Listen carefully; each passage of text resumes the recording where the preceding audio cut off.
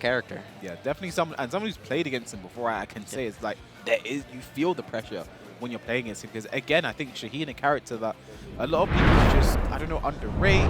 They're not the biggest fan of. We don't need to talk about Shaheen though, because we have Tetsu and Pikah, we have Claudio and Geese. Maybe the last time we ever see Geese, who knows? I'm sure.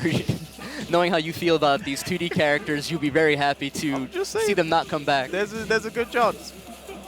All right, but trading small pokes at the beginning, already 40 seconds on the clock. Punish with a jab into light.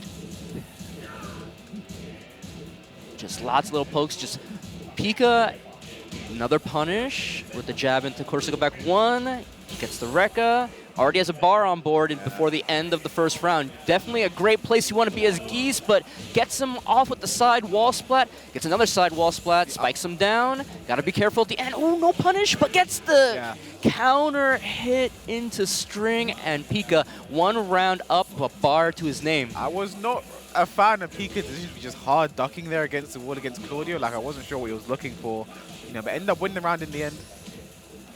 Ooh, with punish there from Tetsu, very aware. Yeah, a lot of times when you go for that down 3-1 with Geese, it's the second hit's gonna whiff. Yeah. And again, Tetsu's gonna have a lot of experience in this matchup. They do have Madara, in Germany as well. Very strong Geese player in his own right. Tetsu with the back, the wall to his back right now, trying to get away. Yeah, nice work. Tetsu's literally got himself out of the corner now. Great use of movement. No pun. I think Pikah's one of those players you have to try and punish his back three from time to time. Oh my goodness. Ooh. Nice timing on the back one. Tetsu gets around on the board. Yeah, a little bit too trigger happy with the parry. The back one just a little bit too slow, and managed to hit him after the parry window. Another punish. Ooh. Nice. Orbital going over the get up three. I'm so happy those are nerfed in Tekken 8, by the way. The low parries? Yeah. No, get up kicks. Oh, get up kicks? Okay. Pikah really looking for his jumps right now. Again, counter hit, making use of it before Tekken 8 comes and it's gone forever. This is not going to be the round for Pikah. The follow-up is going to be the round for Pikah. All right, Pikah, potentially final round of this game one. He's got 2 meters. If Tetsu gets counter hit or launched by forward 1+2, get to the wall, you might see Raging Storm cash out for a ton of damage. But Pikah, jumps over him to switch sides instead. Big hop kick from Tetsu, though. Gonna get himself a lot of room. He gets Starburst on deck. But that's the thing, you gotta be a little bit hesitant when you're running the normal Claudio wall game with those back ones, because one parry could bring it out, but the counter hit, actually wasn't counter hit, knocked him out of the air with the down 4-2. Yeah, I mean, you mentioned they did nerf Geese's mid parry, but back to the wall was still just as strong.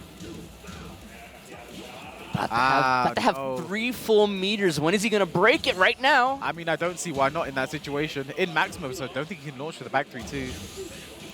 Ooh.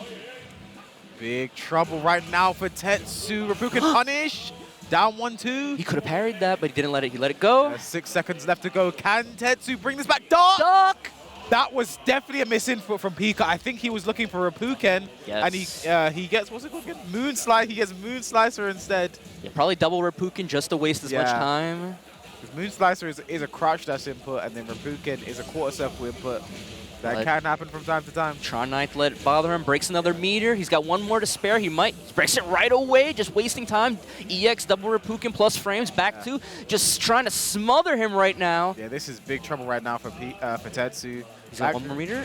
Spends the rage, now has Starburst available. Can he spend it well? Oh, jumps over the side, step 4. Like you mentioned earlier, just Pikah trying to enjoy it while he can. Enjoy it while it lasts. And again, I think that's one thing I've noticed. In general against Pikah, this is something you should know. But I'm noticing a lot in this set is just the wake up lows with the back to the wall. Pikah loves to jump on wake up when his back's to the wall. He does it all the time. We saw it right there. And he can cash out for huge damage. And that's really causing Tetsu issues right now. Yeah, I mean, in general, like Claudio players, once they get their opponents back to the wall, they usually get super comfortable with it, and they just kind of like carelessly throw out some side step 4s, some back 1s, but 2D character like Geese, they guess the back 1, mid parry, they guess out a side step 4, they can jump over it just like you saw right there, so you have to be a little bit more aware, a little bit more careful about when you want to throw out these moves. But I mean, that's the thing about, you mentioned 2D characters, is they're just so different to what we're used to if you've been playing for Tekken for a long time. That you just have to remember how to adapt to the different sides of play. You have to play the game differently than you normally do. And just like that, Tetsu, big mids now, but there is the mid parry. I know probably could have got the wall splat there, but the range was a bit iffy, so Yeah. I understand there for Pikah. Just playing it a little bit on the side of caution. My goodness, the back three, back three, back three. I think Tetsu early because all lows, but back to the original wall bounce. He's going to get another wall splat? No, just shy. Tried to push towards the side wall, but no dice. All right, back one's finding their mark. Running slide. Looking good right now. Back three again. Just all mids right now for Tetsu, and you do love to see it. All mids right now, and great hit confirm with the down 4-3. Tetsu starts off on the front foot in the second game. Yes, once they got nerfed, you know, you can afford to be a little bit more reckless a little bit, but now they got one bar. Now you have to be a little bit more aware. Though depending on how much life you have, forcing him to spend the bar on the back 3-2 after parry, not the worst idea sometimes. But he's stuck in the corner. Just gets away, though. Great sidestep back one. But the combo conversion is not the best right now for Tetsu. Raise drive. No clean wall splat, though. Yeah. Nice step on the Jake and clean wall splat, but he wasn't ready for it. Honestly, I wouldn't have been ready for it either. Wouldn't have been ready for a clean wall splat there. Either way, Tetsu, 2 rounds to the good. Pikah with no meter just yet, but it's on the way. Yeah, a very opposite situation from the first game. Pikah now about to get another bar. Finishes it. Nice punish there from Pikah. Got out. Now you see Tetsu immediately being a little bit more cautious once that bar comes up. You mentioned it, when Geese doesn't have meter, you could throw up way more unsafe moves if you feel like it. Does not have access to his 40 frame launcher yet, and there the meter is gone. And this is trouble for Pikah, because even if he wins this round, you know, he has to do it honestly and then win another round honestly.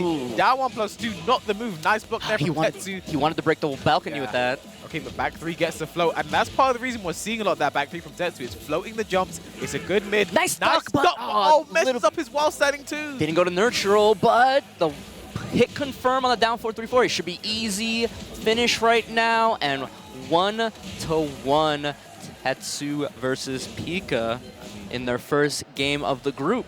3 rounds straight there from Tetsu, and again the adaptation. I love what I'm seeing from Tetsu. It's just we've seen it, you know, clear as day. Back 3, back 3, back 3, and we can see why Pikah is ducking a lot. It's also good for Jaken, because you saw it there. Use the back 3 was so the Jaken power crush had already started up, and then he could react, duck the second hit, and punish from there. And also it's floating the jumps as well. Back 3 is really turned around this entire game for Tetsu. And you see, and he was willing to duck on the Jake in there, because in the open space, you don't have to worry about getting wall splatted by the mid variation. Yeah, and this is something I've said about Pikah for the longest time. He will not start doing the mid Jake until you duck his high one.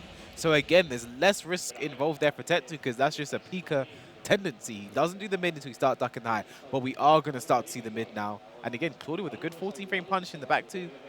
So not the worst thing in the world for Tetsu. He's really established the mind game now. But we're going to Howard Estate to getting the special intro. Man, I'm not gonna miss Geese that much, but I'm gonna miss this. I'm gonna miss that. Yeah, I'm gonna miss that. But we'll see how many walls we can break here. Final game of the second set of Group A. Once we see who wins this, then we get a clearer picture of how the group stage might go. But doing the twin pistons, gonna break the first wall. Not the best combo, but you're taking it away from Geese, which might be more important than optimizing your combo. And I think he just wanted to build the Starburst again, and oh no, drops the 2-1 that time and gets the wall splat, wall break for his trouble. Pikah gonna be a side wall? Yes, it is. Nice. Oh. Jumps. Oh, he wanted that jumping for as deep as possible, and he did it too late. And Tetsu with the launch, gets Starburst back, and trades with that back 3. Again, and we saw again, duck to the high Jaken, so this is going to be playing in Pikah's mind now. He's going to start doing the mid one. So Tetsu, I think. But then what's the mindset? Like, you think it's like, okay, rules of 3s, this one will be mid, but now that's when you can play the mind game even harder, right? I wouldn't dare try to get in the mind of Pikah. Running one, finds its mark, but he spent that meter. Regular throw, Pikah somehow makes regular throws look like command throws. But it doesn't matter for that. Tetsu gets the launch, builds the Starburst with the back. Running two. Down 2-2. He tried to go for it. Didn't work out. Raise drive could be the round, and it is 5 rounds straight for Tetsu, and he is now on set point. Tetsu being really good at just throwing out these buttons preemptively at that mid-range where you think Pikah wants to come in with the running 1 or the standing 2 or even a back 3. Just beating him to the punch multiple rounds after the first game. Gonna get Starburst right here with the back 2. Hits him with the down 3. Do it again. Breaks the 1+2. Got Starburst, just waiting it, spends it, Looking for blocks the down it. 2-2. I mean, it's cheeky, but if it works, it works. Only -12, so Yeah. not a huge punish for Geese. Ooh, floats him out of the hop kick. This is kind of a waste of meter there. He wasn't expecting to get the float. Not going to be huge damage. Spends it on EX for Pukin, try to get plus frames, jump in with the jumping 4. Sets the 4 though. His drive sped, back 1.